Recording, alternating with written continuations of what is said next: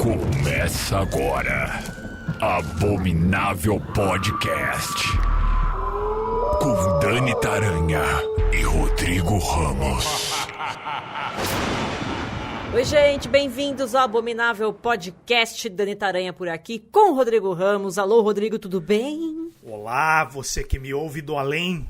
Hoje é dia de você largar a tua casa e ir dormir num hotel, por exemplo. Porque se você está numa casa onde fenômenos paranormais estão acontecendo, qual é a sua reação? Você vai ficar ali e pagar para ver o que está acontecendo ou você vai embora? É disso que nós vamos falar neste podcast hoje. Mas antes, lembrando você que a gente tem um Apoia-se.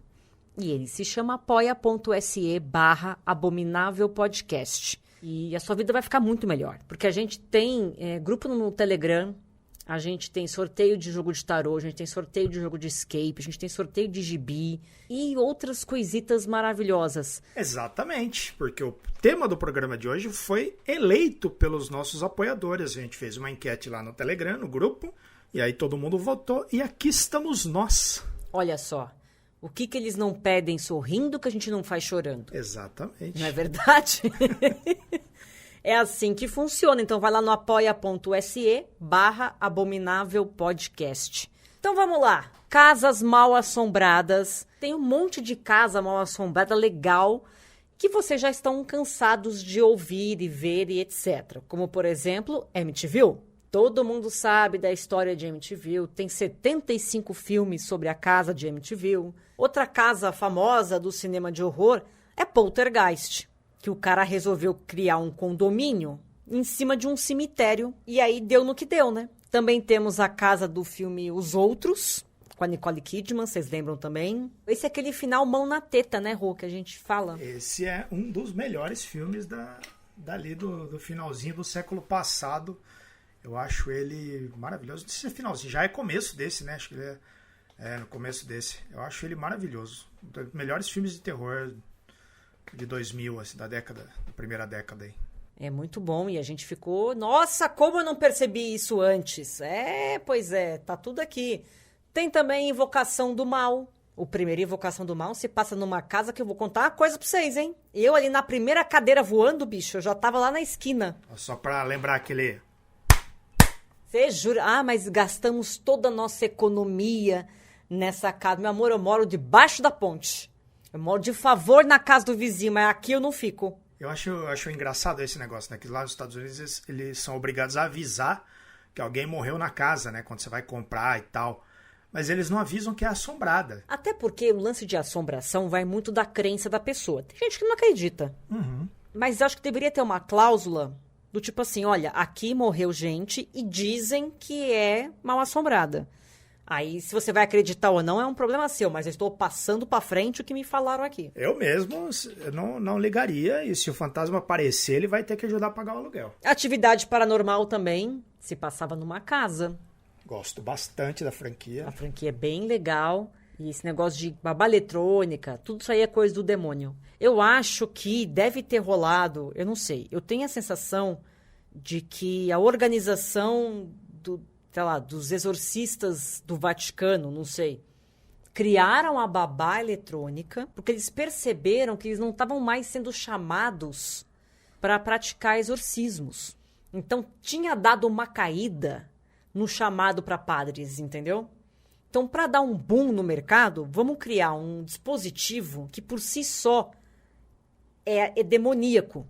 Nada que você enxergar ali vai parecer um negócio bonito. Nada. Tudo que você vê vai ser horrível. O som também, né? Aquele som de a criança falando em aramaico de trás para frente. Então, eu acho que foi uma invenção, sim, da Igreja Católica, porque aí dispara isso daí. Todo mundo vai olhar para aquilo e vai achar que tem um capiroto dentro de casa e vai ligar para os padres. Aí os padres vão começar a ter trampo, entendeu? Tava muito ocioso, começou a ter trampo, deu uma agitada. E é isso, é a lei da oferta e da procura. É o capitalismo. Mas chega de falar bobagem, vamos para as nossas dicas. Você começa então, Rô? Qual que é teu primeiro? Começo. Eu vou falar, como sempre, eu vou tentar trazer umas velharias aqui pra galera conhecer, né? Filmes mais obscuros. Mas eu vou fazer antes um preâmbulo. Voltando no tempo, imagine você que está entrando no cinema em 1906 para assistir o primeiro filme de terror com a Casa Assombrada, que é O Solar Enfeitiçado. Ele mistura ali terror, comédia, ali, né? aquela coisa mais teatral ali, né? Daquela coisa do... Como o Méliès fazia, né? Tem bastante aquela pegada do Méliès, do diretor chamado Segundo de Chaumont.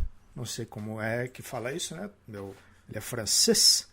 Esse foi o primeiro. E aí tem um clássico também, que é muito bom, em 1928, que é A Queda da Casa de Usher, que é baseada em Edgar Allan Poe. Eu acho que é a primeira adaptação de um conto do Edgar Allan Poe para o cinema, é de 1839. Então quase aí 100 anos depois, 1928, tem a primeira adaptação. E é muito bonito, saiu aqui no Brasil, você encontra ele com a versão do Vincent Price ali dos anos 60 e essa daqui junto. Recomendo dar uma procurada. Gosto muito dos dois e gosto muito desse Solar Enfeitiçado aqui, é muito bonito. Dá para procurar, tá aí no YouTube, é fácil de achar. Esses filmes estão em domínio público, então dá para vocês procurarem e terem uma noção de onde tudo começou, acho legal. Mas vamos então para o meu primeiro filme, que é uma belezura sem tamanho, chamado A Casa dos Maus Espíritos, de 1959, dirigido por esse gênio chamado William Castle. Não sei se vocês se lembram do William Castle, vocês conhecem, mas é aquele cara que fazia os filmes e ele criou um negócio que chamava Movie Gimmicks, que eram tipo umas traquitanas ali que ele colocava no cinema, tinha a poltrona que dava choque, ele distribuía saco de vômito na entrada do cinema para as pessoas entrarem, então ele criava uma coisa que saía da tela, sabe? Ele tornava tudo aquilo um espetáculo que transcendia as telas. E aqui em House of Haunted Hill, que é a Casa dos Maus Espíritos, tem um remake, acho que em 99, que é A Casa na Colina, né? Que todo mundo deve conhecer aí. Mas esse aqui é o original e reúne dois monstros, né? Que é o William Castle e esse deus do cinema, que é o Vincent Price, que é o meu ator de cinema de horror preferido, assim, aquela presença, aquela voz, né? Ó, mão da porra. E esse filme conta o quê, né? Conta a história de um excêntrico milionário ali, né? Aquele tipo isolado ali, doidão, aquela pessoa que todo mundo acha esquisito, né? Que todo mundo passa longe ali. E ele junta uma galera para passar uma noite nessa mansão que ele aluga, é uma mansão supostamente assombrada, e quem conseguir passar a noite, né, quem conseguir ficar até o final, até amanhecer, vai receber $10 mil, que na época ali, nos anos 50, era uma baita de uma bolada. E aí toda a história vai se desenrolando. E esse filme, ele tem uma cena famosa ali envolvendo um esqueleto que flutua ali pela casa, né? Que era uma das coisas que o William Castle fez, né? Esse esqueleto, no meio da cena, ele passava por cima ali dos espectadores que estavam no cinema. Ele fez esse... Então era como se É o cinema 3D, né? Isso, é o 3D de verdade, né?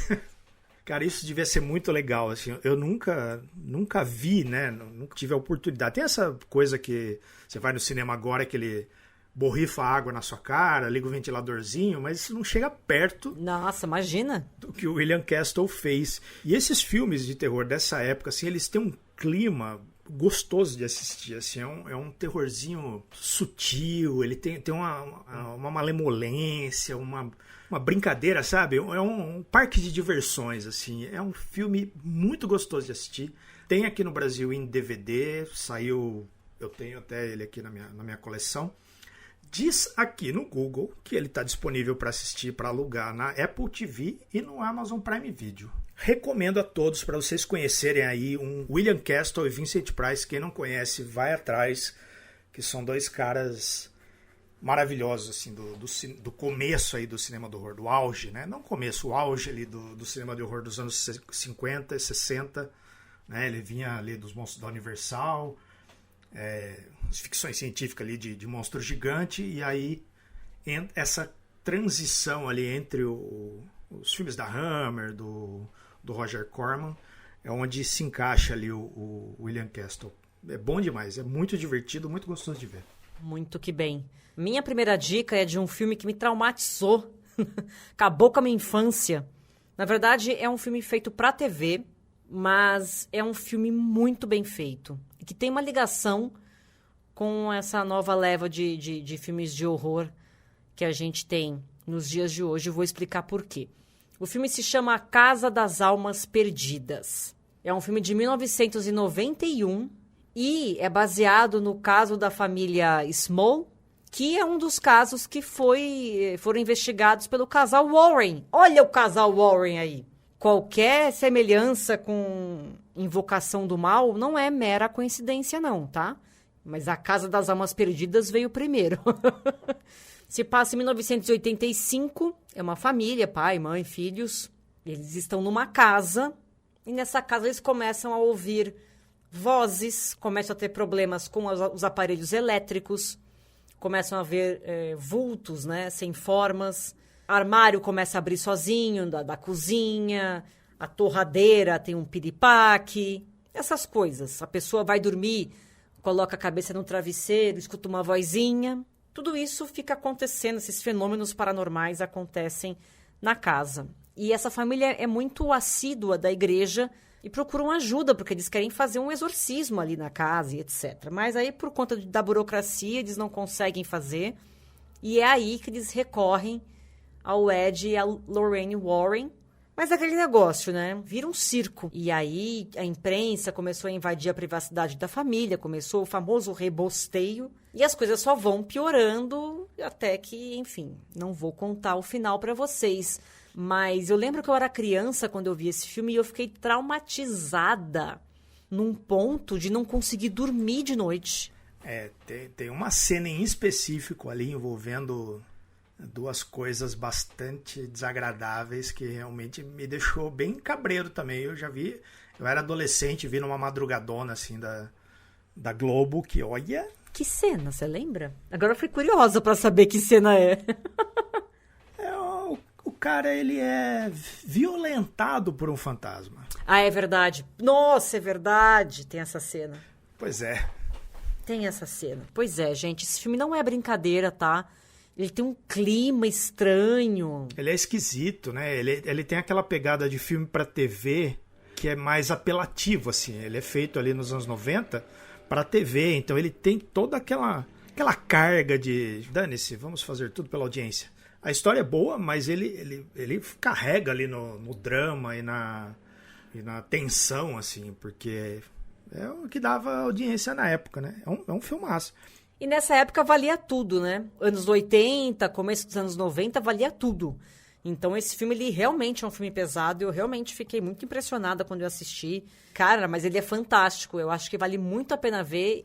Eu não sei se ele é o primeiro a levar o casal Warren, né, para as telas, assim. Aí eu acho que esse é um dos principais pontos dele.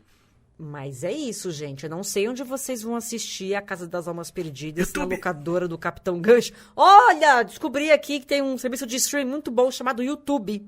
Se você colocar lá, tem, é isso, Rodrigo? Tem no YouTube. Ah, então beleza, então fechou. Tá o filme completo no YouTube para você assistir. Veja de noite. Veja de noite. E antes da gente seguir, Ru, eu quero contar para vocês da Darkflix.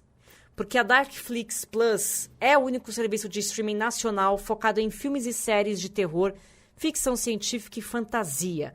E aí você acessa pelo celular ou tablet através do aplicativo, ou você entra no site darkflixplus.com.br. A gente falou aqui que às vezes é difícil achar filme de terror. Ah, mas onde tá? Onde eu encontro? Aqui, ó, darkflixplus.com.br. Tá tudo aqui. Para você ter acesso ao conteúdo, basta assinar o serviço por R$ 9,90 por mês. E a Darkflix Plus vai lançar em breve um novo canal de TV com filmes, séries, documentários, entrevistas e produções próprias. Vai estar disponível na plataforma e também em pacotes de TV por assinatura. Lembrando também que mês de abril tem Fantaspoa. Agora estamos no final de abril, mas enfim, ainda dá para você assistir alguns filmes do Fantaspoa na Darkflix Plus. Então entra lá e confere também. E tem estreia todo dia na Darkflix, tá, gente? Por exemplo, dia 28 de abril, O Vampiro de Düsseldorf, de 1931. Dia 29, Os Predadores, de 2008. Dia 30, meu aniversário, mas vai ter também 2019, o ano da extinção. No dia 27 de abril estreou Mistérios e Paixões, né, Rodrigo? A gente falou desse filme, né? Falamos, filmaço do Cronenberg. E quem não sabe do que estamos falando, é só lembrar que eu comentei da máquina de escrever ali com um orifício estranho. Citei esse filme lá no especial do Cronenberg. Então, vai conferir darkflixplus.com.br, não seja doido de não assinar. Qual que é teu segundo, Rô? Voltando aqui para as nossas dicas de casas mal assombradas. Eu vou falar de Desafio do Além, que é um filme de 1963, dirigido pelo Robert Wise. Ele foi refilmado em 99 também. Ele fez essa dobradinha ali em 99 com A Casa na Colina. Eu não lembro como é que chama o remake, A Casa Amaldiçoada, que é com a Catherine Zeta-Jones, o Liam Neeson. Não sei se vocês lembram. Se vocês não lembram, ignorem e fiquem com o original, que é maravilhoso, de 1963, que fala de um grupo de paranormais, né? São 3 pessoas e um investigador paranormal, e eles vão passar a noite numa mansão assombrada, e eles vão lá para estudar, né, como tentar obter evidências, né, da existência ali de questões sobrenaturais e tal. E aí cada pessoa vai reagindo ao que tem naquela casa de uma forma. Mas por que eu gosto muito desse filme? Eles tentaram colocar isso no remake ali em 99, mas fica muito... não funciona.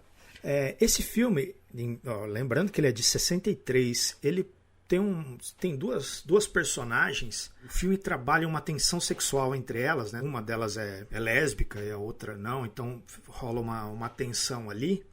E o filme ele trabalha essa questão do sobrenatural, do medo e do horror com a questão da repressão sexual. Então essa mulher que é lésbica e ela não se entrega aos desejos dela ali, ela vai sendo cada vez mais assombrada pelas coisas, né, da casa ali. Só que enquanto nesse filme as coisas são muito sutis e deixam margem para interpretação, por exemplo, ela fica olhando, sabe aquelas manchas que muitas vezes tem em madeira, assim, e aí você acha que viu um rosto ali naquelas manchas, sabe? Tem uma galera que vê Jesus nos lugares, assim. Pô, Jesus na torrada é nessa linha. Então, e aí a câmera fica estática, assim, e ela vai se aproximando muito lentamente com um ruído de fundo, assim, ao ponto de você mesmo começar a ver que tem alguma coisa naquelas manchas ali. Tem sombras que a câmera fica parada observando a sombra um tempão, e aí você fica, vai se mexer, se mexeu, eu vi alguma coisa, eu não vi. E tudo isso para evidenciar esse transtorno, né, da personagem ali, que é uma personagem reprimida sexualmente e que acaba talvez vendo coisas ali. Você não sabe, né, se aquilo realmente está na casa ou se aquilo está na cabeça dela. E é muito bom esse filme. É muito bonito visualmente, ele é em preto e branco. Tem poucos filmes de Casa Assombrada tão bons quanto o Desafio do Além, de 1963. Olhando aqui também, diz que tem na Apple TV e no Prime Video para alugar. Mas eu não vi. Eu acho que tem na Darkflix, se eu não me engano. É legal você pegar... A gente já conhece o remake, mas pegar os originais é tão mais bacana, né? E você fazer uma comparação assim e tal, é legal. Sim, vale a pena até assistir os dois, sabe? Você vê o original e vai ver o remake para você comparar as sutilezas técnicas, né? O remake tem aquela coisa dos anjinhos de CGI lá, que é uma bobagem aquilo, que no original ele mexe com a luz, assim, você tem uma estátua e aí conforme você vai movendo a luz, a sombra da estátua se move, e aí você fica com aquilo na sua cabeça, se foi o movimento da estátua, se foi um movimento simplesmente de uma sombra, de alguma coisa que passou na janela ali. E o filme brinca muito com isso, muito bem. O Robert Wise é um baita de um diretor e aqui ele tá arregaçando. Demais. outro filme que eu largaria a chave com o fantasma e iria embora. Você falou desse filme, né, que tem essa coisa do cara querer saber se existe ou não fantasma. Tem a ver com a minha próxima dica, que é um filme de 2001 chamado 13 Fantasmas, que mostra um caçador de fantasmas que, junto com um paranormal, eles lideram uma equipe para capturar 12 fantasmas. E aí eles estão atrás do último, só que aí acontece o famoso rebosteio, morre a galera da equipe, inclusive esse caçador de fantasmas. E, nesse meio tempo, o sobrinho desse cara que morreu, ele sofre um incêndio na casa dele. E aí, então, meses depois, o advogado do tio dele chega pra ele e fala assim: olha, o seu tio faleceu e deixou aqui de herança pra você uma casa. E ele fala: bom, minha casa pegou fogo, eu tô aqui precisando de dinheiro, tô, né, numa situação complicadíssima, vou me mudar pra lá com os meus filhos, a babá e todo mundo. E ele, então, decide se mudar para essa casa. Ele não faz a menor ideia que essa casa é a tal casa onde o tio dele capturou 12 fantasmas. Lá ele encontra com um trabalhador que estava mexendo na parte elétrica, que nada mais é do que o paranormal, amigo do tio dele. E eles estão ali percorrendo os cômodos da mansão e as paredes começam a se fechar. Fato é que eles ficam presos ali. E agora eles têm que correr para salvar a vida deles, enfim, evitar que o pior aconteça. Não é lá um filme que você olha e fala: caramba, que novidade. Mas eu gosto dele, eu acho que ele é um filme divertido de assistir, dadas as devidas proporções. Eu acho que você vai passar o tempo e não vai passar muita raiva. E tem todo esse lance do caçador de fantasmas, do paranormal. O que esses fantasmas querem? Por que são 13 fantasmas? O que está acontecendo com essa casa? Como é que a casa muda desse jeito e tal? É bem interessante esse filme. Não sei onde está passando, o Rodrigo geralmente sabe. Vi só para alugar no YouTube, no Google Play, na Apple TV. Só para ver como as coisas estão todas conectadas, né? Esse 13 Fantasmas, eu gosto muito do visual dos fantasmas desse, que tem uma coisa meio Hellraiser, né? Bem legal. Esse 13 Fantasmas é um remake do filme 13 Fantasmas do William Castle, que é o mesmo cara lá da Casa na Colina, né? Esse filme, o original, é bem legal. Tem uma das coisas que ele inventava para os filmes, eu gosto muito desse em específico. Ele era exibido num negócio que ele chamou de Illusion O, que era o quê? Era um óculos que ele dava para as pessoas na entrada do cinema, só que ao contrário do óculos 3D daquela época, né, que tinha uma lente vermelha e uma lente azul, e aí você via, dava a ilusão de uma certa profundidade, né? Nesse aqui ele tinha toda a lente azul, ou vermelha, não me lembro agora. E aí, a cena onde envolvia os fantasmas, eles não apareciam. Né? Você está assistindo o filme ali, mas o fantasma não aparece. Ele só aparecia para você se você colocasse o óculos. A cena era toda filmada com um filtro azul, e se você olhasse a olho nu assim, você não ia perceber. Só que se você colocasse o óculos, a cor do fantasma ia se destacar, porque ela ia misturar com a lente, né? Com a cor da lente, e aí você ia ver o fantasma, senão você não enxergava ele. William Castle era muito foda. Sensacional! Então confira 13 Fantasmas, filme de 2001. Você vai se divertir. Esse filme é bem legal. E tua terceira, Rô? Eu vou falar de um filme de terror mais recente, pero no mucho, que é The Changeling, que é um filme de 1980, que aqui ele é chamado como A Troca ou Intermediário do Diabo, dependendo de onde você vai olhar. Eu acho Intermediário do Diabo um nome exageradíssimo, mas A Troca faz sentido. É dirigido pelo Peter Medak, com o George C. Scott no papel principal. Eu gosto bastante desse ator. Ele é baseado nas histórias que o escritor disse ter vivenciado no passado ali, né, numa casa, na mansão Henry Treat. E nesse caso o George C. Scott, que é o Dr. John Russell, ele é um professor de música, e quando a esposa dele e a filha morrem durante um acidente, né, nas férias, ele acaba indo ele acaba resolvendo mudar para o interior para fugir das lembranças e tal, e ficar lá tentando se recuperar, né, passar o luto dele. E aí ele aluga uma mansão gigantesca, isolada, né, isolado no campo, né, não isolado, uma mansão no campo ali onde ele pretendia relaxar e se recuperar. Só que aos poucos ele vai percebendo coisas estranhas acontecendo naquela casa né? E aí ele vai investigando e se depara com um porão, né? Onde havia como se fosse um porão, não, um sótão, e onde havia um quarto infantil ali isolado. E aí ele vai tentando descobrir o que aconteceu, com a relação que isso tem com as coisas que ele está ouvindo e vendo pela casa e tal. E esse filme, ele tem um clima muito sinistro, assim. É um filme... Ó, poucas vezes eu parei de ver um filme de terror à noite, e essa foi uma delas, assim. Eu comecei a assistir e falei, vou deixar para ver isso depois. Amanhã cedo, vou terminar de ver amanhã. Porque ele é muito triste, porque ele tem essa coisa do luto, né? Que muito sinistrão, assim, com esse clima já... É de 1980, mas ele vinha naquela toada ali do filme dos anos 70, que era um pouco mais visceral, assim. Quando faziam filmes de terror com esse tom ali dos anos 70, eu acho que eles conseguiam fazer umas coisas muito intensas, assim. Eu acho esse filme muito forte.